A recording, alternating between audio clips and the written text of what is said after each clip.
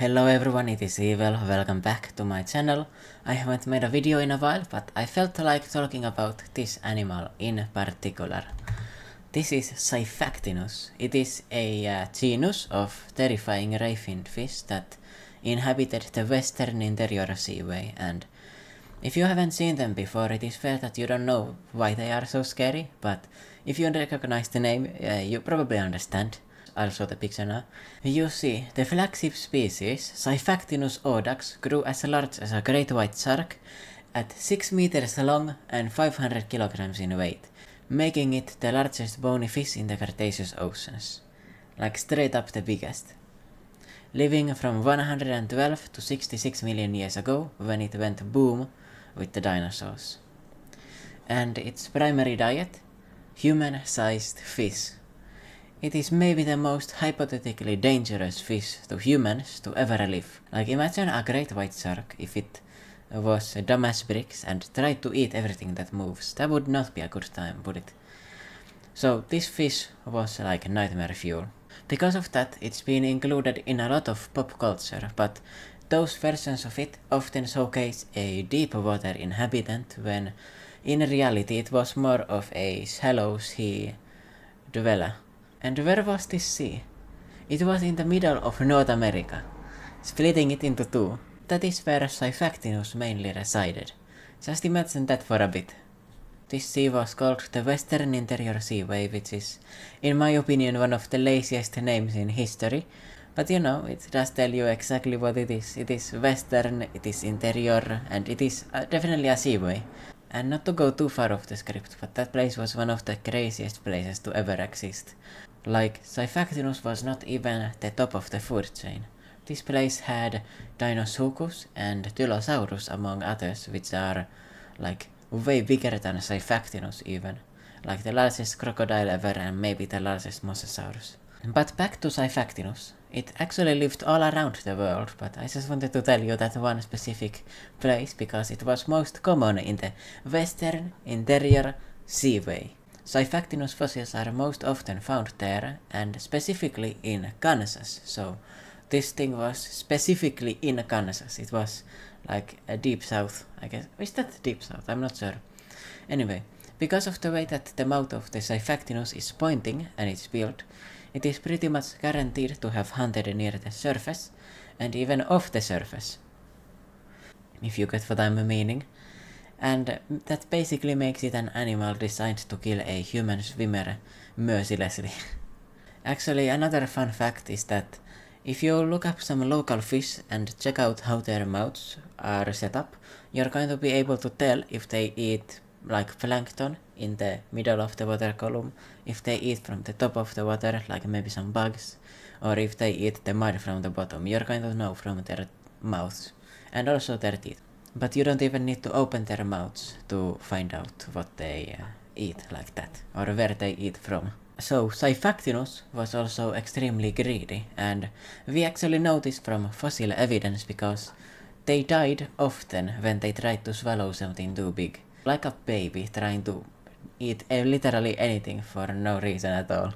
But to be fair to Xiphactinus, it probably wasn't helped by their fangs that were made to pull prey into their gaping maw and not out of it. So if they bit something big enough that they couldn't open their jaw completely to push it in or out, then it was basically over for them. They died immediately. And it is not like they had hands to pull those things out of there. They were just fucked when that happens. This famous fossil right here, I totally didn't need to do this 3 times, actually shows that happening. This 4.2 meter Xiphactinus tried to swallow a 1.9 meter long fish, and credit to it, it actually did manage to do that, but the smaller fish was likely still alive in its stomach and managed to destroy some internal organs of the Xiphactinus, ending its life. Like basically its stomach exploded because it ate something too big. Sharks are actually pretty lucky that they don't swallow their prey whole and can actually bite things, so this doesn't happen to them. This is a specific problem of the bony fish and probably why they often don't grow that big. They aren't adapted to being this big. After hundreds of millions of years of being smaller, you know, that can kinda catch up to you. Xiphactinus had a body plan similar to modern tarpons, and They are actually kind of related to them, separated by only like 150 million years, and tarpons are able to swim at 56 kilometers per hour, meaning Xiphactinus would likely be capable of similar speeds, making it about 7 times faster than Michael Phelps, the world record human swimmer. And in case you got worried about the tarpon because of its size in the picture and also the fact that it's able to swim that fast, don't worry because they don't have fangs and they aren't as big. They just eat those small fish. Don't worry about them, you can actually go swimming with them and they are not going to attack you. And those speeds meant that Xiphactinus was definitely faster than the predators that could have hunted it, and it was definitely faster than its prey. At least most of it, and that meant it could probably work as a pursuit predator and didn't need to rely on ambushing its enemies. It could actually go after them directly. And the prey that it hunted was actually very diverse. It consisted of naturally mostly fish, then small marine reptiles and cephalopods, and then possibly seabirds, pterosaurs, even dinosaurs and early mammals if they suddenly like randomly appeared there. So this was definitely not a picky eater. I mean, you can tell from the fact that it often suffocated from gluttony. Anyway, the variety in its diet was probably what allowed it to survive for so long, because it didn't depend on a specific species, not at all. It survived from 112 million years ago to 65 million years ago. An extremely long-lived genus, considering most of them die out in a few million years. And that is actually what I want you to keep in mind about this fish, because you were probably imagining it as living in one place for, a short time, but it was actually a global species, at least semi-global. It has been found on a few different continents.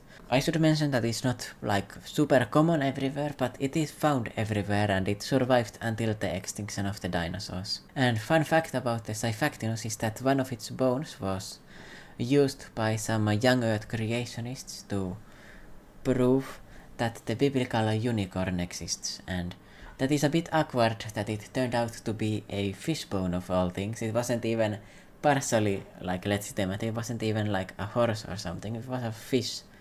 An ancient fish. A fish from 65 million years ago used to prove something that was supposed to happen less than 6,000 years ago. That's a bit awkward.